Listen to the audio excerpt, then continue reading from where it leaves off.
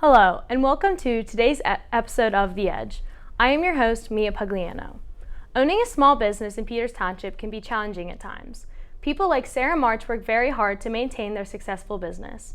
Today, Sarah joins me to talk about growing her small business. Hi, Sarah. Welcome to the show. Thank you. Can you tell me about what your small business is? Yes, so my business is called Louis Pryor Upcycled Jewelry, and that is a business studio showroom space that allows for you to bring in some vintage antique pieces of jewelry.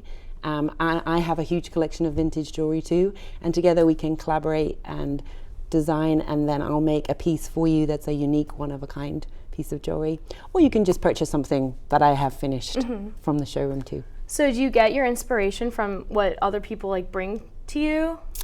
I find each piece is very unique that people bring, and so often that piece will dictate where the design goes, which is always pretty exciting. I never get bored. And that's the same applies for the pieces that I find too.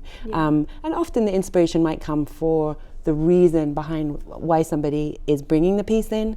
I do a line that I call my memorial pieces, where maybe somebody very special to you has passed away. It might be a watch, and then I might say to the person, well, let's empty out that watch of its working parts and then put something inside that really reminds you of that person. So it might be a piece of their writing from a letter, or it might be the map where they were born originally, so or something sentimental.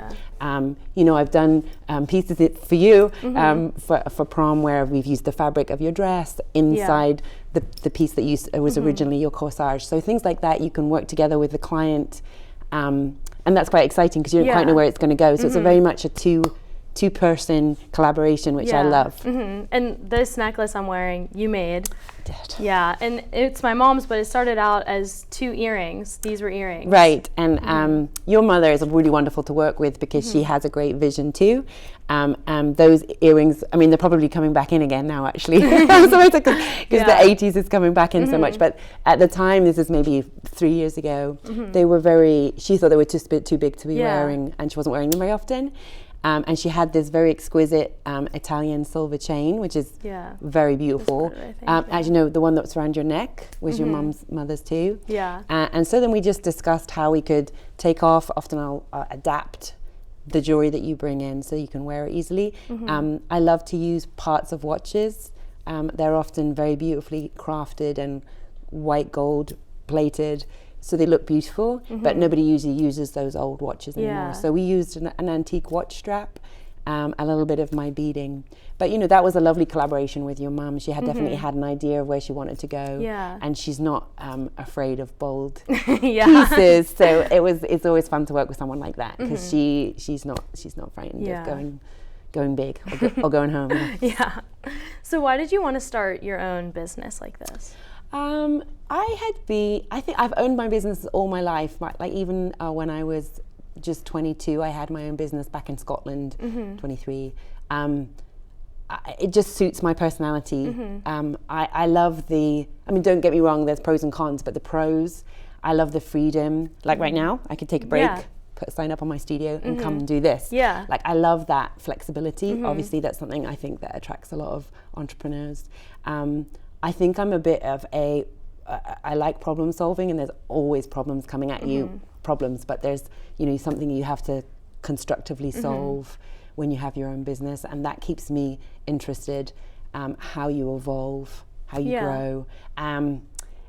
It's just, it just suits. And it's not to say that I haven't had periods in my life where I've worked for other people, and I've enjoyed that too, but it just suits me, I think. What's been one of the biggest challenges that you've had to overcome owning a small business in Peters?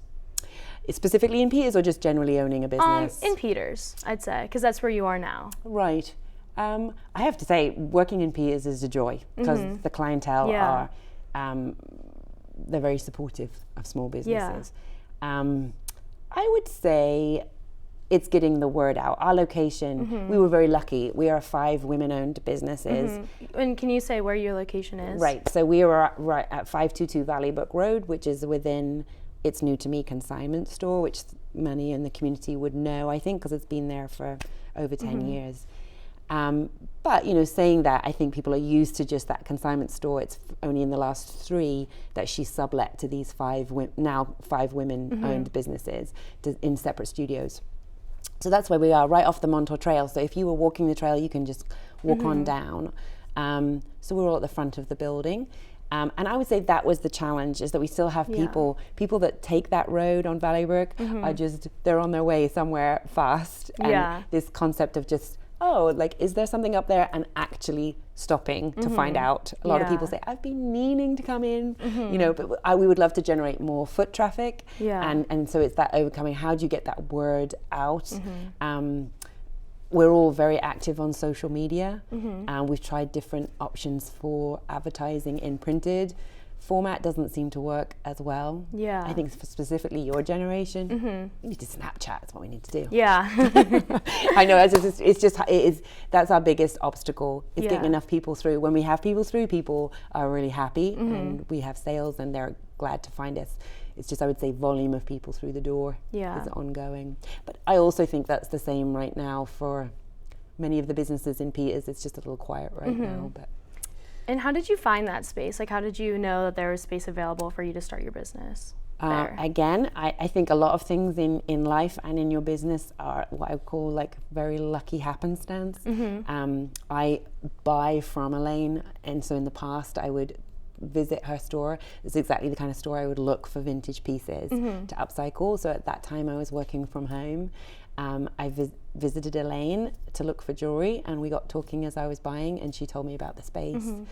I remember being very nervous. It wasn't the jump that I thought I was quite ready for at that time. I remember feeling sick to the stomach for the 3 days. I had to decide whether to make that leap. I live in Washington, so PA, so that's a little bit of a commute for me. But you know, there are often times in the evolution of your business where you have to make those slightly bigger stretches, and you have to really have faith that you're going to grow with it and be able to withstand that development. So and I'm going to sound a bit like an Oprah magazine article, but I mean, when you do those things and you have conviction in yourself, I think, you know, it does work out, because you have a passion for what you do. I already had met your wonderful mother and many people through her, through the Peters Township Farmers Market at the St. David's Episcopal Church, which is was a wonderful launch pad for meeting some of the customers in Peters. So all of those things kind of galvanized, and it's been brilliant. It's just kept on growing. And how have your friends and family helped you grow your business? I would say my family has always been 100% supportive, and you need that. Like, it takes a village for sure. And so, you know, there are times when I'll work late or night markets when I do my out of my studio and go into Pittsburgh. You know, my family will always help me, either literally help me set up or, you know, understand when I'm having to be away, missing family events like soccer games that we were talking about. There's that juggle that every business owner has, and they've been very supportive of everything I do. And family and friends, a lot of my friends I've met through having a business of my own, and that's really an important thing. I think if you are a sole proprietor and you work alone, it can be quite lonely, and so that has been an added advantage that I never thought I was going to have when I came here to Peters, is that I'm working alongside just some amazing women. We call ourselves the Shops on the Trail, this collective of 5 women-owned businesses. But outwith of that, you know, Rebecca and Denise at Bloom, you know, there's Cindy at Vintage to Vogue, you get to know, and Kate at the yoga studio. All of these women, all powerhouses in my opinion, are all owning their own businesses. That community is super supportive of each other. So you help each other out. We do, and like this Saturday, for example, we're having an open house, and we're in partnership with Bloom. I love doing things like that because to me that's what it is. And with Myra at the library too, like, she's going to promote that open house while she's got the shredding event going on. You know, the Greek restaurant's going to give 10% off on food. You know, everybody's got my flyers up, and it's definitely a feeling like you want the best for each other. And it's not, even if you might sell jewelry in any of those places, it's not, they don't see you as a competition. They want the best. You want the best for each other. You're all just friends. It's like a good community. Yes. Okay, thank you. You're welcome. Right now, we're going to cut to a quick commercial break. When we come back, we will continue this discussion of small businesses in Peters Township. Is that good?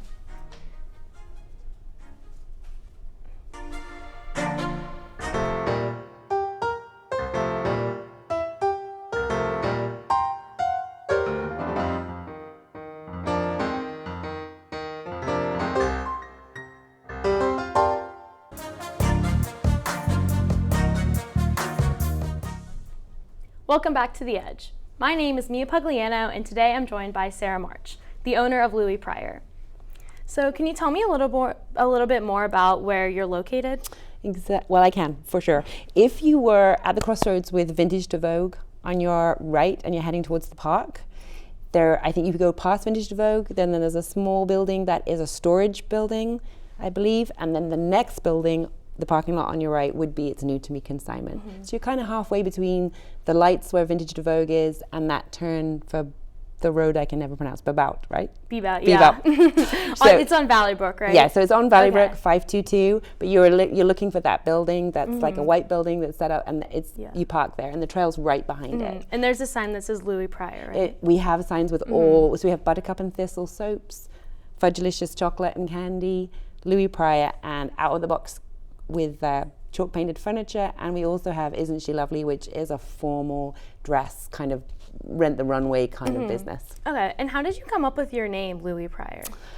I wish I had a more exciting story about that one. It's kind of long and kind of boring. But it's actually a good story, though, to talk to you about how you problem solve starting a business when you don't have very many funds to do that. Because it's expensive to get your marketing material, your booth fees when you don't have a brick and mortar. All of those things can seem like like I was telling you before, like the frightening leaps you have to make. Am I going to invest $1,000 in something where I don't even know if I can sell my jewelry? Yeah. So I had a good friend who's also from England called Rachel, and she did beautiful hand-painted scarves.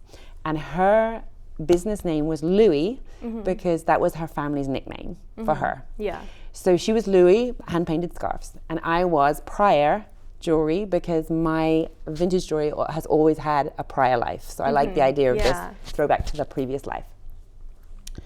And we decided that it would be a cool concept to share our stall when we were doing a craft fair, and to share all the costs for that, but by being separate business entities, but sharing the marketing materials. So we created a business card with Louis on one side with all her information and Pryor on the other with all mine. And then we stacked the two for our stickers, for our marketing, our packaging material. And then we had a joint website, so we shared everything, the website fees, the marketing material, the packaging material, and the table fees. We thought we were being genius until about 2 years into working together, her mum became sick. And so she had to go back to England. So that's one of those things. Here. So that was here. And it was exactly the same time that I was able to get the studio with It's New to Me. And so it would have been wonderful to have gone in there with her, but she had to go back to look after her mum. And that's one of those things you just don't think, you think this is a brilliant idea, but you don't think down the line, what if we go our separate ways? And kindly, she didn't make me buy her out of that logo. She was she made peace with the fact that she wasn't going to work anymore under that name, and she just allowed me to keep it. And a lot of my customers then knew me as Louis Pryor, so I didn't want to drop it. But whenever anyone asks me, it's not like I had some wonderful ancestor called Louis Pryor, who was an eccentric jewelry maker. It has a story for sure. And how did you start advertising with your friend Rachel, and then now? Is it different? How has it evolved? I think I've got a lot happier, confident with using Instagram, and more disciplined about doing that daily. We didn't really do a huge amount in the beginning. Rachel and I, we were more word of mouth by getting out there to craft fairs.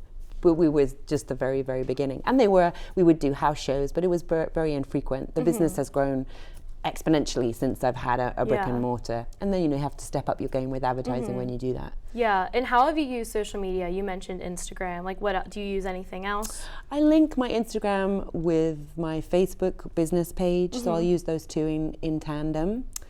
I tend to, if something comes, for example, Myra, who's the director at the library, she just came to us and said, would you like to participate as Shops on the Trail all together when we have Ann Patchett coming to the high school? There'll be some advertising. Then of course, I love that kind of thing. That makes sense to me. We'll do that. Well, you've got 200 people sitting there waiting for Ann Patchett to come on. That makes sense. And it's also supporting her. So I'll always do something like that. I'm a little loath. We have a lot of people coming around saying, will you be part of the penny saver, those things. I think that's not really, you have to be a little bit choosy about where you think your customer base is. And my demographic is much more probably the age group that's not going to be reading the penny saver. So you have to weigh up those decisions. I'm very lucky because people wear my jewelry, and so that's a walking billboard, for me, because people are going to say, wow, and you might not necessarily, one thing with my jewelry, it might not be your taste, but it's going to be unique because there is only one of it in the world. You're going to know no one else is going to have the same piece. Exactly. And so it's going to be a conversation starter because you're not going to have seen it anywhere else. So that's, for me, is that I get a lot of people, but I'll give jewelry to my hairdresser, for instance, because I know she's going to wear it, and she has 10 women through her and they're going to ask about it salon every day. And so I'll often have people come literally with their hair still just blow dry, like right from there, which is a great compliment. But jewelry will do that. You're either a jewelry wearer or you're very passionate about it, and when you're passionate about it, you'll come hunt it out if it's something you love. So is that how you find most of your customers, just through people that already come to you and then they tell other people, or do you think it's more from? I would say it's a balance. It's a balance. It's And also that's a very great question, like how do business owners actually ascertain where their customers have come from? Sometimes I know that you could do a survey, like how did you find us? I don't tend to do that, and maybe I should. I do create a mailing list if people want to. Once they've purchased something, they can join my mailing list, and then I'll reach out to them directly, which is another great form of you already know that they're an interested captive audience, and they're free to leave your mailing list whenever they want. So I'll MailChimp them, for example, this upcoming open house. They'll be the first to know about that. So I could use that. MailChimp has ways of reaching out on a survey and saying, how did you first find out about me? So yeah, that's a good question. I don't quite know. Not everybody will volunteer that information. So how do you keep customers coming back to you? Because you have people that come back and ask for, I know my mom goes back and she finds old pieces of jewelry and wants them remade into something new. So how do you keep people wanting to come back to you? Yes, I mean, again, I think you just have to pique people's interest constantly with Instagram. There's a nice eye candy teaser, and come and see. I try and keep my pieces fresh, my designs fresh, and so it's not just the same old. And I think my customers do know that always I'm evolving is one of the things they always say about me. I never have all of one thing. I might have 3 or 4 new designs going on all at the same time. So they're always guaranteed to find something a little bit different.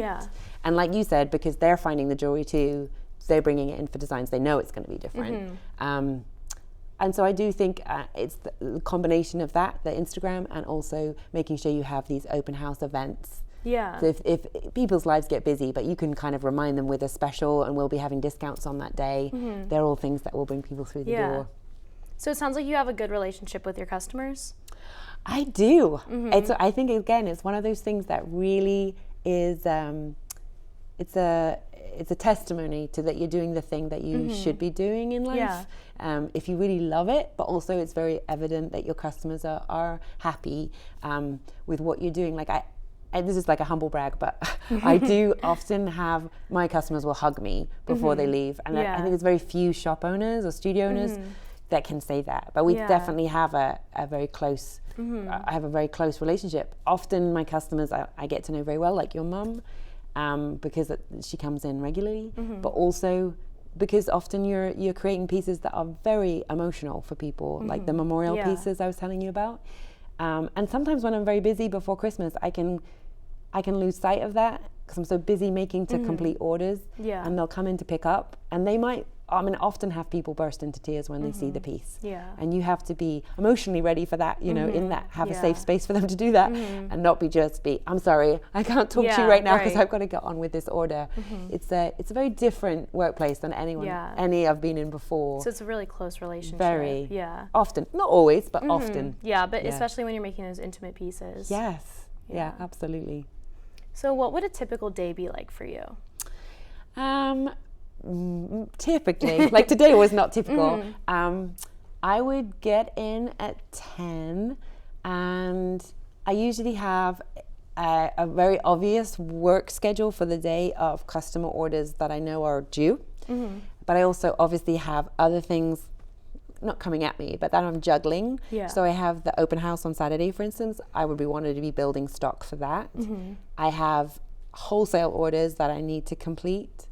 And I have other Christmas events looming that I know I'm going to have to produce a lot for. So it's always like, it's like that careful juggling of your time and being disciplined so you're not disappointing customers and making them wait. I hate to do that. But also making sure that you're still making for the store. And also it's a little bit different, the creative energy that goes into doing a custom order, where the customer might have very specific design idea and very little input from me, is a different approach than when you're creating something for the store. And again, a very different approach if you're trying something new, where you're actually really exploring the creative possibilities or techniques for a piece. So that might take a little bit longer. So you have to juggle all of that in your time. It sounds like you always have a lot going on. Always. Never a boring day. Is there a way that you like to handle the stress? I like to spin. I know your mum does too. Yeah, spinning. Exercise is huge for me, and that actually that's been a bit tricky in that there's been a little less time for that since I've had the studio. So, but you know that going in, that there's going to have to be, something's got to give, right? So you'd always need something to help you relax. Yeah, but I do have that. I have twice a week. I'll make sure I do a good sweat out. That helps. Okay. Well, thank you. I think that's all we have time for today. Thank you so much for joining me. I learned a lot about owning a small business in Peters Township. So thank you for watching this episode of The Edge. Have a great day.